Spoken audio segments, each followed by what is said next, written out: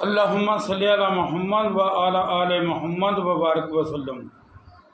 الصلاۃ والسلام علیک یا سیدی یا رسول اللہ، رب اشرح لی صدری ویسر لی امری واحلل عقدۃ من لسانی یفقہوا قولی۔ دوستو، آج کی ویڈیو جو ہمارا سلسلہ چل رہا ہے راہ سلوک کے مسافر، اس عنوان سے ہٹ کر ہے۔ عام طور پہ میں ایسی ویڈیو نہیں بناتا، لیکن جہاں ضرورت پڑ جائے پھر بولنا بھی پڑتا ہے، کیونکہ جو بندہ حق کہے اور حق کہنے والے کی بات نہ سنے اور حق کہنے والے کا دفاع نہ کرے، وہ بندہ گنگا شیطان ہوتا ہے۔ فرقہ اس کا کوئی بھی ہو، مسلک اس کا کوئی بھی ہو، یہ بات میٹر نہیں کرتی۔ میٹر یہ کرتی ہے وہ کیا رہا ہے۔ اور اہل تشیع حضرات سے اور بریلوی حضرات سے میں ایڈوانس میں معذرت چاہوں گا، کیونکہ یہ باتیں شاید ان کو میری اچھی نہ لگیں، اور دوسرا یہ کہ میرا مقصد کسی بھی فرقے کی دل آزاری کرنا بالکل بھی نہیں ہے۔ حق بیان کرنا ہے جو ہم تک پہنچا ہے، اور اللہ سے دعا کرتا ہوں کہ مجھے حق بیان کرنے کی توفیق عطا فرمائے۔ دوستوں سے درخواست کروں گا کہ ویڈیو اچھی لگے تو شیئر بھی کیجیے گا اور چینل کو سبسکرائب بھی کیجیے گا، کامنٹ تو ضرور کیجیے گا۔ 2-3 دن پہلے موبائل کھولا، اس پہ ایک ویڈیو دیکھی، کوئی وسیم بلوچ ہے یا شاید یہی نام ہے، ہو سکتا ہے نام آگے پیچھے ہوگا، میں بھول گیا ہوں۔ اہل تشیع کا وہ ذاکر ہے، وہ کسی مجلس میں مجلس پڑھ رہا ہے، اور اس نے یہ کہا کہ ہدایت جو ہے یہ اللہ تبارک و تعالیٰ نے اپنے پاس رکھی ہے، اس کا اختیار انسانوں میں سے کسی کو بھی نہیں دیا، یہ اختیار صرف اللہ کے پاس ہے۔ نہ ہدایت کا اختیار نبیوں کے پاس ہے، نہ اماموں کے پاس ہے۔ اس نے یہ بات کر دی، بات بالکل 100% اس نے درست کی، صحیح کی، قابل تعریف بات کی اس نے، کہ کم سے کم اہل تشیع میں کوئی ایسا عالم تو ہے جو قرآن کو سوچ کر سمجھ کر پڑھتا ہے اور پھر اس پہ عمل بھی کرتا ہے، جو حق بات ہوتی ہے اس کو لوگوں کے سامنے بیان بھی کرتا ہے۔ اس کے لیے میں اس ذاکر کو، بلوچ صاحب کو مبارکباد پیش کرتا ہوں۔ یہاں پہ ہمارے ہر دن عجیب سی بحث چل پڑتی ہے، جیسا کہ اہل تشیع کے نزدیک مولا علی مددگار ہے، بریلویوں کے نزدیک سب سے بڑے مددگار جو ہیں وہ غوث اعظم ہیں، معذرت کے ساتھ۔ اور میں یہ سمجھتا ہوں یا تو یہ لوگ جان بوجھ کر دین کو چھپاتے ہیں، اگر دین کو نہیں چھپاتے تو پھر ان کو دین پڑھنا چاہیے۔ اہل تشیع کو مولا علی کے خطبات کی جو کتاب ہے نہج البلاغہ وہ پڑھنی چاہیے، کہ مولا علی کیا فرماتے ہیں توحید پہ۔ اور بریلوی حضرات کو میرے اور آپ کے پیر کامل، پیران پیر شیخ عبد القادر جیلانی کی کتاب فتح الغیب پڑھنی چاہیے، گنیت الطالبین پڑھنی چاہیے۔ ان لوگوں کی آنکھیں کھلی رہ جائیں گی۔ اگر انہوں نے پڑھ رکھا ہے اس کے باوجود ایسی بات کرتے ہیں تو پھر یہ دوستوں ممبر رسول پر بیٹھ کر جھوٹ بولتے ہیں۔ اگر نہیں پڑھا تو پھر پہلے علم حاصل کریں، پھر دوسروں کو درس دیں، ورنہ ان کو درس دینے کا کوئی حق حاصل نہیں ہے، کیونکہ نیم ملا خطرہ ایمان، نیم حکیم خطرہ جان، نیم ملا خطرہ ایمان۔ اب جو بندہ بھی اس حق بات کو تسلیم نہیں کرتا کہ ہدایت صرف اللہ کے پاس ہے، ان لوگوں کی خدمت میں میں چند ایک جو زندہ جاوید واقعات ہیں وہ پیش کرتا ہوں۔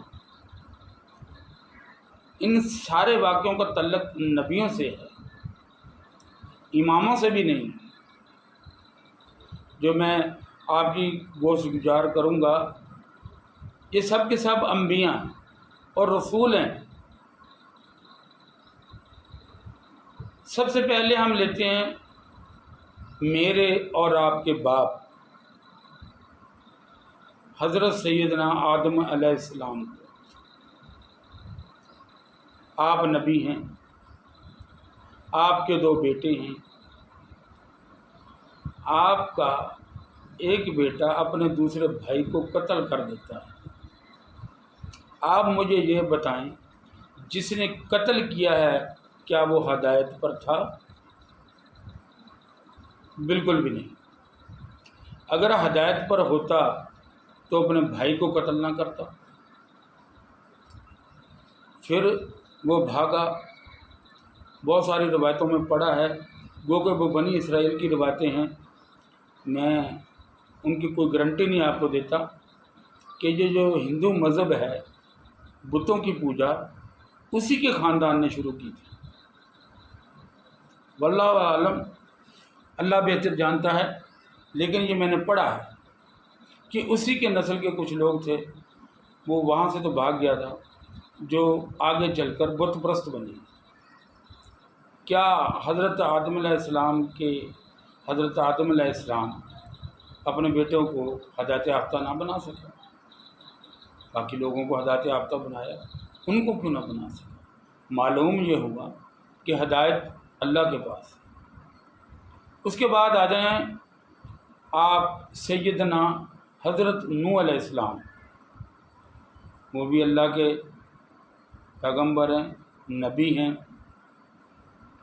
کیا ان کا بیٹا اللہ اور اللہ کے نبی کا دشمن نہیں ٹھہرا؟ آپ مجھے یہ بتائیں، وہ کون سا انسان ہے جو یہ چاہتا ہو کہ میری اولاد آگ میں جلے؟ وہ تو پھر نبی حضرت نوح علیہ السلام، انہوں نے بڑا سمجھایا اپنے بیٹے کو، حد درجے کی کوشش کی کہ بیٹا سمجھ جائے، لیکن بیٹا نہیں سمجھا اور غافلوں میں سے ہو گیا، کافروں میں سے ہو گیا۔ اگر ہدایت نبی کے ہاتھ میں ہوتی تو اس کا بیٹا اس کی بات سنتا بھی، اس کی بات مانتا۔ آگے چلیں، حضرت یوسف علیہ السلام، کیا آپ کے بھائیوں نے آپ کو کنویں میں نہیں پھینکا؟ حضرت یوسف علیہ السلام خود نبی، آپ کا باپ بھی نبی، آپ کا دادا بھی نبی، آپ کا پردادا بھی نبی، لیکن اس کے باوجود میں ان کو کافر اس لیے نہیں کہوں گا کہ انہوں نے آخر میں توبہ کی، انہوں نے رجوع کیا، لیکن ایک وقت تو آیا جب انہوں نے ایک گناہ کیا، ایک نبی کو نہ صرف مارا پیٹا بلکہ اس کو کنویں میں پھینکا، پھر اگلے دن اس کو غلام بنا کر بیچ دیا۔ یہ بہت بڑا گناہ ہے۔ اب اس کے بعد آ جائیں آپ حضرت الیاس علیہ السلام پر۔ آپ کی جو شریک حیات تھی، کیا وہ کافروں کے ساتھ نہیں ملی ہوئی تھی؟ بالکل ملی ہوئی تھی۔ وہ رہتی تو حضرت الیاس علیہ السلام کے ساتھ، لیکن ساتھ وہ کافروں کا دیتی تھی۔ کیا اللہ تبارک تعالیٰ نے اس کو عذاب میں فنا نہیں کیا؟ اس پہ عذاب نہیں آیا؟ بالکل آیا۔ حضرت الیاس پہ نہیں آیا، اس پہ آیا۔ اب آ جائیں، میں ایسے نام گننے لگوں گا تو بہت لمبا چوڑا کام ہو جائے گا۔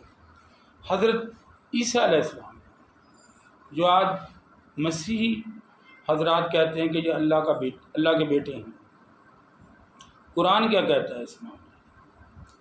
قرآن یہ کہتا ہے کہ اللہ تبارک تعالیٰ بروز قیامت حضرت عیسیٰ سے پوچھے گا کیا دنیا میں تمہاری یہ تعلیمات تھی کہ تم اللہ کے بیٹے کہلاؤ؟ تو حضرت عیسیٰ یہ فرمائیں گے کہ یا اللہ، جب تک میں ان لوگوں میں موجود تھا میں نے ایک تیری وحدانیت کا درس دیا، ایک ہی بات ان لوگوں سے کہی کہ لا الہ الا اللہ، اللہ کے سوا کوئی عبادت کے لائق نہیں، میں اس کا نبی ہوں، میں اس کا پیغمبر ہوں، میں اس کا پیغام لایا ہوں، لہذا میری بات سن۔ ان لوگوں جب تو نے مجھے اپنے پاس اٹھا لیا، اس کے بعد ان لوگوں کا جواب دے میں نہیں۔ آ جائیں آپ جن کے لیے کائنات بنی۔ میں بھی کہتا ہوں میں سب سے زیادہ اگر محبت کسی سے کرتا ہوں تو وہ رسول اللہ سے کرتا ہوں۔ اللہ بھی کہتا ہے میں سب سے زیادہ محبت کرتا ہوں اپنے نبی سے کرتا ہوں۔ دنیا میں ہو مسلمان اور رسول اللہ سے محبت نہ کرے، یہ ہو نہیں سکتا۔ آپ ہی کے خاندان کو لے لیں، حضرت سیدنا عبداللہ، آپ کے والد محترم، بھائیوں میں سب سے چھوٹے بھائی ہیں، 9 بھائی آپ سے بڑے ہیں۔ ایمان کتنے لائے؟ میں یہاں ایمان ابو طالب پہ بحث نہیں کروں گا کیونکہ وہ بہت بڑے لوگ ہیں، ان کا مقام بہت بڑا ہے، وہ سیدنا حضرت ابو طالب جانے، اللہ کا رسول جانے، اللہ جانے۔ لیکن جن کی ایمان لانے پہ سب متفق ہیں، میں ان 2 کی بات کرتا ہوں، حضرت عباس اور سیدنا حمزہ۔ باقی جو 6 ہیں یہ ایمان کیوں نہ لائے؟ تھے تو آپ حضور کے تایا کہہ لیں، چچا کہہ لیں۔ اور پھر حضرت ابراہیم علیہ السلام، اگر ہدایت ایک نبی کے ہاتھ میں ہوتی، ایک امام کے ہاتھ میں ہوتی، بعض روایتوں میں آتا ہے کہ وہ آپ کا باپ تھا، بعض روایتوں میں آتا ہے آپ کا چچا تھا، لیکن وہ بھی مسلمان نہیں ہوا۔ تو آپ مجھے یہ بتائیں کہ ہدایت جس کے نصیب میں ہو اسی کو ملتی ہے۔ آپ اس واقعہ سے سبق کیوں نہیں حاصل کرتے کہ حضور نبی رحمت صلی اللہ علیہ وآلہ وسلم، میں بھی قربان آپ پہ، میرے ماں باپ بھی آپ پہ قربان، میری اولاد بھی آپ پہ قربان، آپ دعا مانگتے ہیں یا اللہ یا مجھے سیدنا عمر دے دے یا ابو جہل دے دے۔ اگر ہدایت نبیوں اور اماموں کے پاس تھی تو پھر حضور کو یہ دعا کرنے کی ضرورت کیوں محسوس ہے؟ اور پھر سب سے بڑی بات یہ ہے کہ کسی نبی نے، کسی امام نے آج تک کلیم کیا ہو کہ ہدایت ہمارے پاس ہے؟ وہ تو یہی کہتے رہے کہ یہ ہدایت کا رستہ ہے، یہ اللہ کا رستہ ہے، ہم اللہ کا پیغام لائے ہیں، اس رستے پہ چلو۔ ٹھیک ہے کہ نہیں؟ کسی نبی نے، کسی امام نے جو دعویٰ نہیں کیا، وہ دعویٰ آج کل کے مولوی اور ذاکرین کر رہے ہیں کہ مشکل کشا مولا علی علیہ السلام، مشکل کشا شیخ عبد القادر جیلانی۔ نہ تو مولا علی نے یہ دعویٰ کیا، نہ پیران پیر شیخ عبد القادر جیلانی نے یہ دعویٰ کیا۔ ایک بات میں آپ کو بتا دوں، ان دونوں میں کوئی تقابل نہیں ہے، یہ ایک بات چل رہی ہے، اس میں بات ہو رہی ہے، باپ باپ ہوتا ہے، بیٹا بیٹا ہوتا ہے، صحابی صحابی ہوتا ہے، اور ولی ولی ہوتا ہے، مقابلہ نہیں ہے بالکل بھی۔ لیکن ہمارے لوگوں نے، ہماری قوم نے ان کو مقابلے میں کھڑا ضرور کر دیا۔ کیوں؟ ایک قوم اگر ہے وہ کہتی ہے جو کچھ بھی کرے گا وہ مولا علی کرے گا، ایک قوم کہتی ہے کہ بس ہر ماہ کی چاند کی 11 تاریخ کو 11ویں کا ختم دلا دو، کام ہو گیا، نماز روزے حج کا ہو جائیں گی۔ اور جو مولا علی کو ماننے والے ہیں وہ کہتے ہیں یکم محرم سے لے کے 10 محرم تک سبیلے لگاؤ، چاول بانٹو، ماتم کرو، آپ کا کام ہو گیا۔ ان لوگوں کے حالات دیکھ کر تو یہ لگتا ہے جیسے اب اللہ کو کوئی کام ہی نہیں رہا ہے نا؟ جبکہ قرآن میں یوں کہتا ہے کہ وہ ہر روز کام میں مصروف رہتا ہے، اللہ خود کہتا ہے۔ اب آپ مجھے یہ بتائیں، اس ذاکر نے جو حق بیان کیا ہے، میں اس کے لیے اس کو مبارکباد پیش کرتا ہوں۔